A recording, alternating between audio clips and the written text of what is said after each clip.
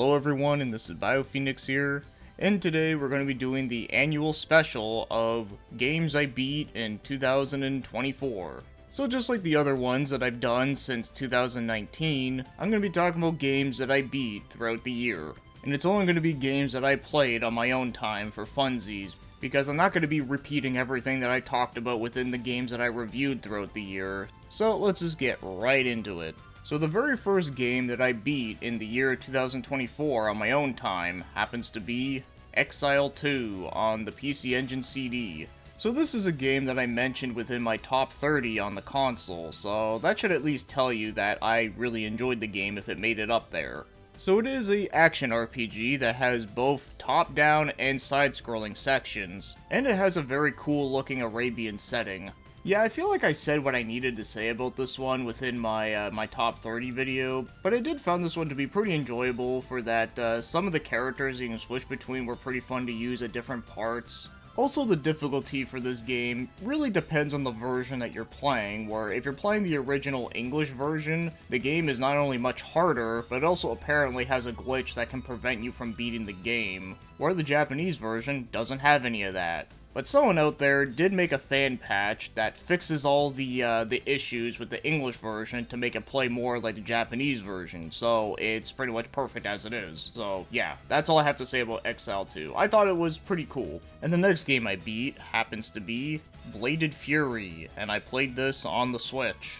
So this is yet another action RPG, but this one is more like a side-scrolling beat-em-up RPG, similar to games like Odin Sphere and Muramasa. Not only does the gameplay feel similar to those with the amount of abilities and different combos you can make, but also the level design is very similar to them as well. So if you really like those games, then this is one that I think you should definitely check out, as I do think it is very, very good, very fun, and the unique art style is very cool looking as well. The only complaint I will say about this game is that it is very short. I think I beat this game in about 4.5 hours, maybe like just under 5 hours, but yeah, it's very short. Now, obviously, I've said this many times, I don't think every single game needs to be long as shit to be good, but at the same time, though, this game was so fun that whenever I did beat the final boss of the game and it was over, I was like, wait, that's it? Like, I was kind of hoping it would have a little bit more levels and bosses to fight, but like I said, outside of this, though, I do think it is worth getting if you can get it on a good sale.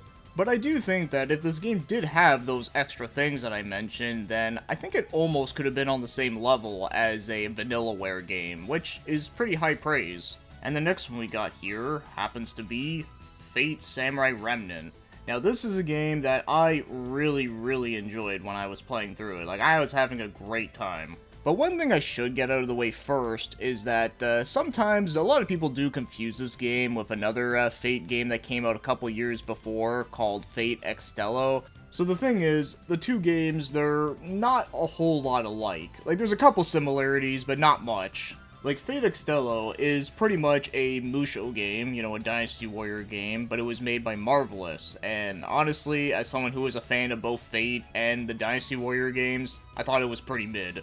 But Fate Samurai Remnant, however, was made by Tecmo Koei, you know, who are known for making this type of stuff. And judging by that alone, you would think it would just be the exact same thing as Fate Exile, but only that, you know, made by the people that are known for making this stuff. But it's not quite that at all. The best comparison I can make to this game is that it's very much like a Yakuza-style game, where you run around a town, you run into enemies, you buy items, you do side quests, and there's like a bunch of other different towns you can run around into, you know, the usual kind of thing. But when you run into enemies, though, that is where the hordes of enemies are going to be appearing, and that's where it does kind of feel similar to a Dynasty Warrior game.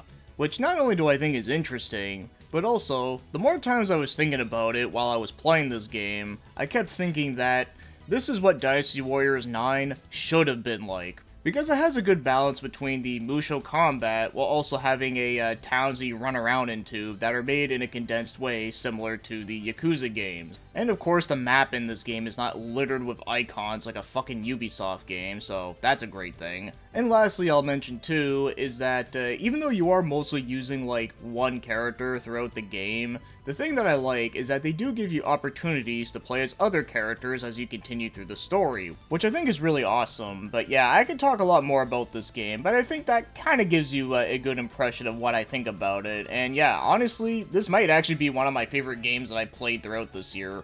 And next up we have is a very interesting one, and that happens to be Soccer Wars 1 on the Sega Saturn. So before I talk about this game, my very first Soccer Wars game that I ever played myself, not just watching other people playing them, was that one that I reviewed, Soccer Wars 5 Episode 0, the really goofy one where you get to use Gemini Sunrise. Well, ever since I played that game, it really got me motivated to actually try a mainline game, and I finally did. And I found it to be very good and enjoyable. So, isn't that funny how a game that normally would turn people away from the series actually kind of got me more invested into it? I just think that's just so funny. So yeah, the mainline games are tactical strategy RPGs that happen to have some visual novel and dating sim aspects to it. So obviously, the tactical RPG stuff where you get to ride in mechs and shit is really fun. I actually really enjoy those aspects. And as for the visual novel and story parts, believe it or not, I actually still kind of like them. I'm not going to get into what the story was about, but I do like the whole aspect that there's a group of people that happen to live inside a theater, and of course they do performances and whatnot, but then on the side underground, that's where they do the whole getting into mechs and fighting a bunch of shit. So I found the set piece was pretty cool and interesting for this type of game.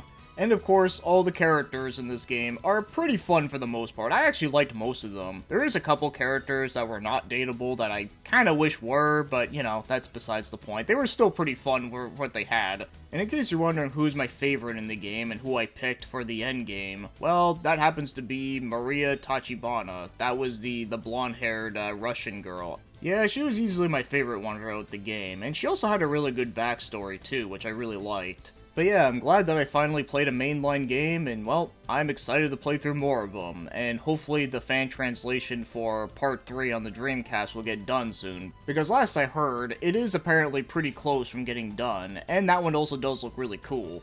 And the next one I finished happens to be Oni Musha 3 on PS2. Man, this is yet another game that I would also say is one of my favorites that I played throughout the year.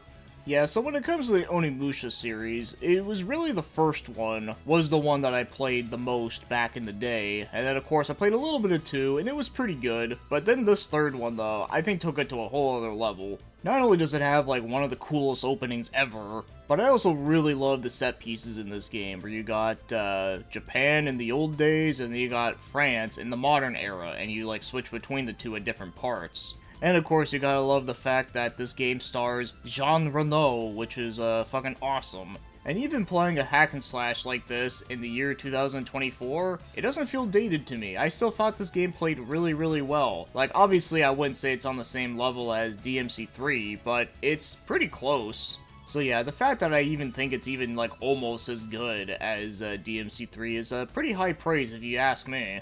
And streaming through the whole game was just a hell of a good time. I would honestly do it again, but of course, I kind of want to play through some of the other games in the series. Like, the one that I'm really looking forward to next is Dawn of Dreams, because that one has a lot of other interesting things going on for it, and I'm curious to know if I would really like it. But of course, I would like to beat 1 one of these days, because I never beat it back in the day. And 2 is another one that I also do want to try again at some point when I'm in the right mood for it. And as for 3, yeah, I really love it a lot. And next up we have here is a Super Nintendo game, and that happens to be Alcast. Now this is a game I did talk about in my top 30 on the Super Nintendo, so as again, that should tell you that I really love the game. And I forget exactly what I said about the game in that video, outside of just me praising it and saying that the music is straight fire because it was done by the Kirby composer. But yeah, I had a very good time with this game, and I really like the different set pieces you get to go to, and there's a lot of really cool partners you can get throughout the game, a lot of very over-the-top ones that I was not expecting. In fact, this game just has a lot of very cool and over-the-top enemies. So yeah, it's yet another gem from HAL Laboratory that is just really, really good. And as for the next game that I completed, this one is a huge milestone for me because it's a very popular series that's very well known, but I was never able to beat any of them because I've always sucked at these games. But I finally beat one of them, and that happens to be Mega Man X4. Yeah, as much as I love the early X games, I was never good at any of them. Like, of course, just because I suck at a game doesn't mean I can't appreciate it, because, you know, Mega Man X1 is still, like, an all-time favorite. But X4, though, was a hell of a good time, and it was very satisfying to beat after all these years. And in case you're wondering, I did beat the game as X, and maybe one day I'll have to do it with Zero, which would be interesting, because I have played the game with him before in the past, and yeah, some parts were definitely very hard with him. But yeah, it's yet another Mega Man X game, so I don't really know what else I can say about it that hasn't been said before, but, you know, there is some really cool stages in the game, some cool bosses, some really kick-ass music, as you would expect. But I really love the anime cutscenes that the game have. They have some really cool looking animation, especially for a game on the Sega Saturn and PS1. And I guess the last thing I'll mention too was that, man, the final boss of this game was pretty intense, but man, it felt so good to kick Sigma's ass. Now as for the next one that I completed, this one is sort of one that I reviewed, kinda. It's a companion game. It happens to be Evo, The Search for Eden, the Super Nintendo one. So I did review the PC-98 game, the original version, on the channel, but I did mention a little bit about this game because I actually was playing this game just before doing that one, so yeah, this game was kind of more of like a prep for doing that review. So I won't say too much about the game, even though the game is kind of one of those cult classic games that not a lot of people talk about, but of course it does get some attention. But I can say that the game overall is pretty decent, and I do like it for the most part, at least for the ideas and concepts, but I do find that the Super Nintendo version does get some pretty frustrating aspects. Not only is the hit detection kind of wonky at times, but also whenever you get hit in the game, enemies can like do like a ton of damage onto you really quickly. Like there's no like recovery time. So because of that, the boss battles in this game are just really annoying. Also, I did found that there wasn't really much of a story within this game, which, you know, not like it needs one, but after playing the PC-98 one, the story in that game and the dialogue was pretty impressive for such an old RPG. So yeah, that's all I'm gonna say about Evo on Super Nintendo, is that I'm kind of mixed on the game, but I do think it does have some interesting charm aspects to it that I do kind of like.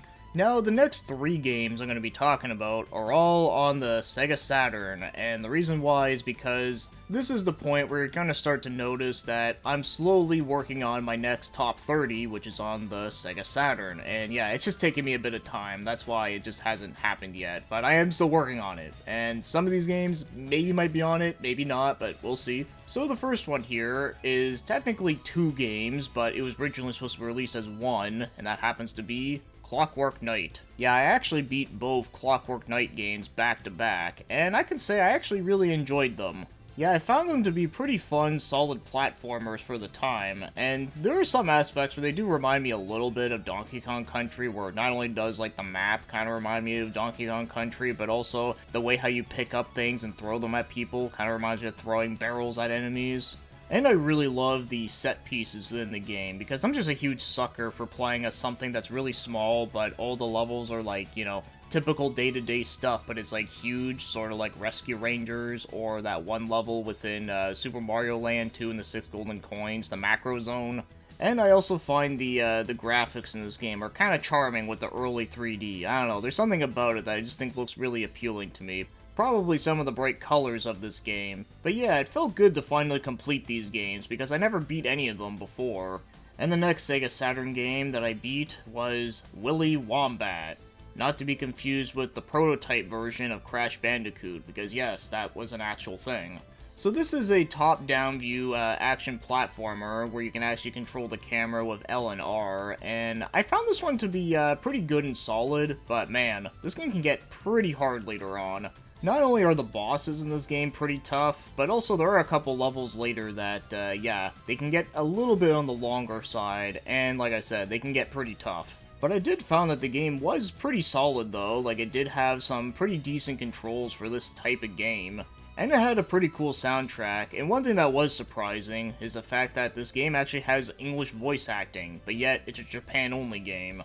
And another surprising thing about the voice acting was that it was surprisingly not bad for the time that it came out. So yeah, overall, I would say WilliWormat was a pretty solid game. It just has some tough difficulty spikes later.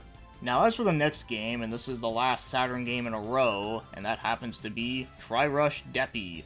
So this is an action platformer where you get to play as a cartoony car. Yeah, it's another game that looks like a racing game, but it's not. And this one I found to be decent, but it does have its learning curve and some flaws. So first thing I have to get out of the way is that I really love the way how this game looks. The bright, colorful 2D sprites, they all look really great. Also, the game's speed is pretty impressive. This game almost kind of feels like a Sonic game sometimes. Also, the whole, like, cartoony car aspect of it, I just think it's just kind of charming. I don't know, I just think there's just something, like, interestingly weird about playing as a platforming game as, like, a car or a vehicle. But as for some of the flaws that this game has, is that the time limit throughout the levels are very strict. And the reason for that is because in this game, your car can run out of gas, and running out of gas in this game is pretty quick. So you really have to pick up every single oil can that you can find. If you miss like one or two, sometimes you'll just get screwed. And that aspect right there definitely makes this game a lot more harder than it should. And some of the bosses can be pretty tough too, and especially with that whole run out of gas thing throughout the boss, yeah, it can be pretty annoying and frustrating. So because of this, yeah, this is not a game I would highly recommend to most people. I would say if you do want to try this game, please, for the love of God, just emulate this game, because if you actually look up what this game costs on eBay, yeah, it is not worth it. But the one positive thing I will end off with Rush Deppy was that it is a charming game that was not boring, it just happens to have some frustrating things that I just didn't love it as much.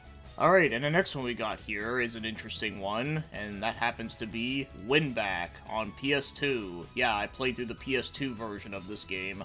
So this is a game that I've played quite a few years ago, and I've always liked the game, but just never really put a lot of time into it. But when I finally did play through the game, I found it to be kinda average and very dated, but just because I say it's average and kinda dated doesn't mean I hate the game. In fact, I don't think I can really bring myself to hate this game because it did do some very impressive things for the time when it came out for the whole third-person shooter genre. But it does happen to have some rough aspects, unfortunately. So let me talk about the good. So the PS2 version has some English voice acting, and it is so bad it's funny. So I feel like that kind of adds more to the entertainment value to the game, where the N64 version doesn't have that. So yeah, that's something I will say that is kind of a positive in a weird way. Also, once you do get used to the game's controls, and once you be able to successfully pull off some, like, ducking and then shooting at people, like, really quickly, it is oddly satisfying. Or being able to pull off, like, a dodge roll and then shooting at someone directly right after. That's also kind of fun to do, too. But yeah, the thing is about this game is that, yes, the controls in this game definitely do take a lot of time to get used to.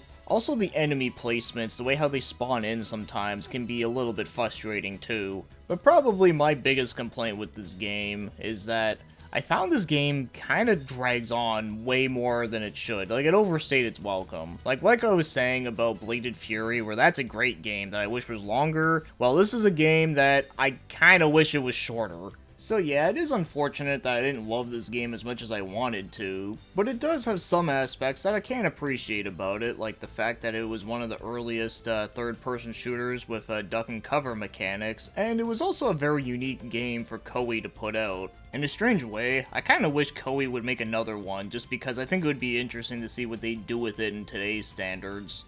But yeah, it's not a game that I love, but it is a game that I don't hate, because I do understand that, you know, this is a game that you probably would have loved a lot more if you played it back in the day.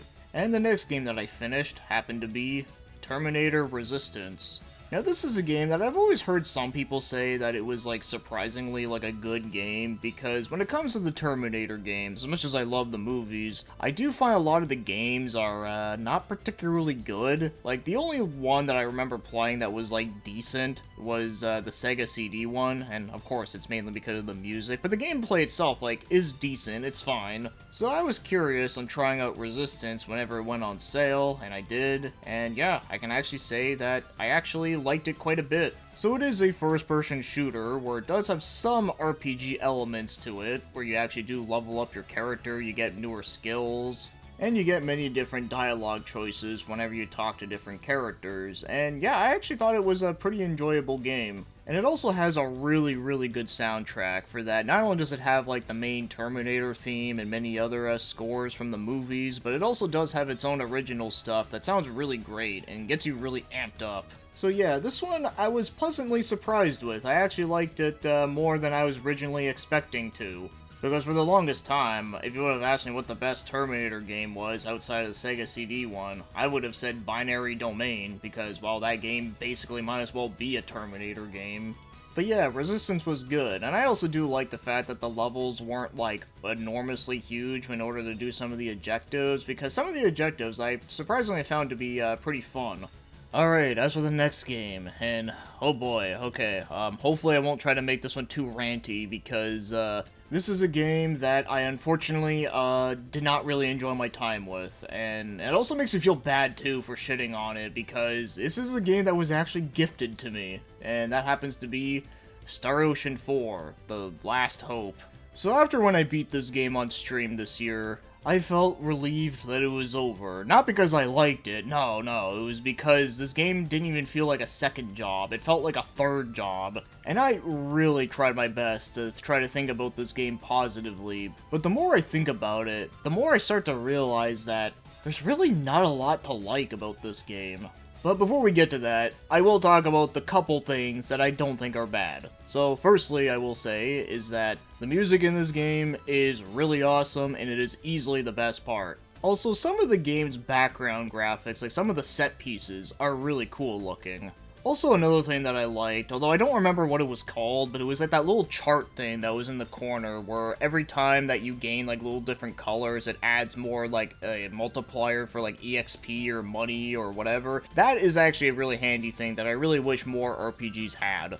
And the last thing that I can think of that I liked was the fact that being able to do the backslash onto enemies was actually pretty fun. I actually do like that. But other than that, yeah, this game was just a huge fucking mess. Like, the story and the overall character writing is just a cringe fest, and it's just overall terrible. It's almost as bad as Shadow Hearts 3, but the one good thing I will say about this game that does save it from being worse is the fact that there is, like, a couple random scenes here and there that actually did make me laugh, where in Shadow Hearts 3, yeah, there was, like, almost nothing in that game that made me laugh. But I also do think that I am probably more harsh on Shadow Hearts 3's character writing, probably because of the fact that, you know, it's a part of a series that I, like, love the hell out of, and so because of that, there was just a lot to live up to. Where with Star Ocean, however, yeah, I don't have that same emotional attachment with the series. And as for the gameplay, like I said, only one aspect about it I actually liked, that was the backslashing. But every other aspect felt like it just didn't work the way that it should, because, you know, I've played, like, a lot of other, like, action RPGs with, like, party systems, whether it be the Tales games, the East games, you know, the Shining Force games, like the later ones, and there's a bunch of other random-ass ones. And as far back as I can think about all the other ones that I played, they just never had, like, shit failed as much as this game did. It's almost baffling. The targeting system is super janky, and if you don't do the proper setup at the start of every single battle, then your character is just gonna lock onto those random enemies like a spastic, and it's just super annoying. And using items in this game just feels so freaking slow. It takes forever just for, like, being able to use a healing item. And it also leaves yourself wide open for being attacked, and of course you can get interrupted too, so then you have to do the whole process of using the item again. But easily the worst aspect, the thing that really just kills this game, is the AI is just fucking atrocious. It is easily one of the worst AI partners that I've, like, ever seen in a video game. Okay, well, maybe not in a video game, but the worst AI partners that I've ever seen in an action RPG. Like, it is just so fucking bad. They always do some of the most stupidest, unabashable things ever, and the fact that they also, like, use up, like, all their MP too, like a fucking 12-year-old that just drank 20 Red Bulls is just insane. And even though you can change, like, the AI tactics within your party members, they still act really fucking stupid. Like, sure, you can prevent them from not being able to use MP, just use physical only, which is fine for most average fights, but for the bosses, though, you gotta remember to quickly switch that thing over, because if you don't, you're screwed. The fact that you have to switch between the different, like, AI functions in this game just to get through it is just so tedious and annoying. Okay, and the last thing I will say, because I feel like I've been going on for this, like, for way too long, is that when I beat this game, you get, like, character endings, and the 2 character endings I got were, like, the 2 characters that I hated the most. So, the fact that I actually beat this game and got 2, like, shitty character endings, it almost felt like a slap to the face, to the point that I kind of wish I didn't beat this game. So, if this was a game that I actually bought with my own money, I probably would have dropped this game, to be fucking honest with you. Okay, we're done. Yeah, I don't want to talk more about that game. That game should honestly just be forgotten out of my memory. Anyways, yeah, let's get moving on and start talking about an actual good game, and that is Silent Hill 3. Yes, I finally beat this game for the first time this year. Yeah, it's kind of surprising, given that I've always really liked the series, but of course I just never beaten many of the games, just because, you know, most of them have been spoiled to death for me, but Silent Hill 3 is one of the few that actually hasn't been, which is kind of nice. So yeah, I don't know what else to say that hasn't been said before, but yeah, this game was just really, really cool. I really love the story a lot. I really like the main character, Heather. I think she had some really funny, like, dialogue whenever you would, like, examine certain objects in the background. Lots of cool set pieces and creepy atmosphere, as you would expect. Also, most of the puzzles in this game were pretty good and not overly complicated, which was also nice. And funny enough, the day after I beat this game was literally the date that the Silent Hill 2 remake came out, which is kind of ironic. And next up we got is another Konami game on PS2, and that happens to be Castlevania Lament of Innocence. So the reason why I really wanted to play this game and actually fully play through it was because I really loved Curse of Darkness a lot, and I wanted to know more about this one, because I did try out this game a couple years ago, but the game froze on me, so I just never really went back to it. But of course now it, like, emulates perfectly. I can say that this one was pretty decent. I liked it. I definitely don't think it's nearly as good as Curse of Darkness, which is understandable because, you know, it came out way earlier, but I still thought it was a pretty solid game. Has an amazing soundtrack, as you would expect, has some really nice background graphics, and it does have some pretty cool voice acting and characters, so yeah, it definitely was an interesting one to play through. I think the biggest complaint I have with this game that really sets itself back compared to, you know, the other one there, is that the platforming in this game does have a little bit of jankness to it. But otherwise, I did find it to be pretty solid, and for an early 3D hack-and-slash game on PS2, I think it is one of the better ones at the time. Now, the next one I'm going to be talking about here is Evil West. So this is a game that I remember seeing quite a bit when it came out, and I thought it did look pretty interesting, but of course it wasn't until this year that I finally picked it up, and when I played through it, I actually had a blast with it. I actually thought it was really fun. So you play as this buff cowboy guy, and you just punch the shit out of things, but on top of that, you also do have some crazy arsenal of weapons to play around with. So it is a third-person shooter at heart, but it does have some beat-em-up aspects to it. Like whenever a character is shot, you can do these like multiple punches in a row, almost like your Kenshiro from Fist of the North Star. And then there's also this really fun uppercut move that you can do, where you can launch them up in the air and then you can just throw them back down into something. It's really fun. And funny enough, speaking of Castlevania, there's a couple bosses in the later half of the game that definitely felt very much like a Castlevania boss, which I thought was pretty awesome. Yeah, personally, out of the more modern era of action games, this is definitely one of my favorites for sure. And now, there's only 2 more left, and this next one is another one that kind of took me by surprise I managed to beat it, considering it's a type of game that I'm also not particularly good at, and that happens to be Lies of P. Yeah, I still don't really like the name of the game. I think they could have picked something a lot better, but oh well. It doesn't take away from the fact that I just really love this game a lot, and also might actually be one of my favorites that I played this year. So you all know it's a Souls-like game, and you know, like I said, I'm typically not good at them. In fact, this is actually the second Souls-like game I ever beaten. The first one being Steel Rising, which I beat last year, which I also really enjoyed. But this game, though, was like, wow. Like, I'm not gonna lie to you guys. I think this might actually be my favorite game in this genre. Yes, I even like it better than all the FromSoft games and Neo and all that. As much as I love all them, yeah, I think I might put this as my #1 favorite. The combat was very smooth and fun to mess with different weapons, which is always like one of my favorite things about these games, and messing around with different weapon builds and classes and all that. but the story and the concepts for this game were just wow. Like, I absolutely loved it. Like, I'm not gonna go too heavy into it, as I'm pretty sure anyone that knows this game at least knows what it's about, you know, a bunch of puppets taking over. But given that this game is basically, like, a unique take of the story of Pinocchio, it really just goes to show you that you can still come up with some very cool and creative ideas with using these classic tales as concepts.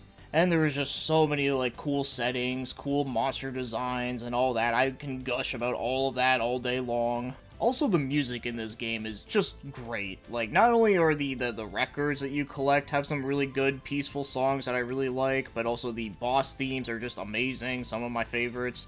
And of course, the atmospheric tracks are also really good too. Like, the one for the Opera House is just beautiful. Yeah, honestly, the more I'm talking about this game, the more it makes me want to, like, replay it all over again. And I beat this game in November, so it wasn't even that long ago, so...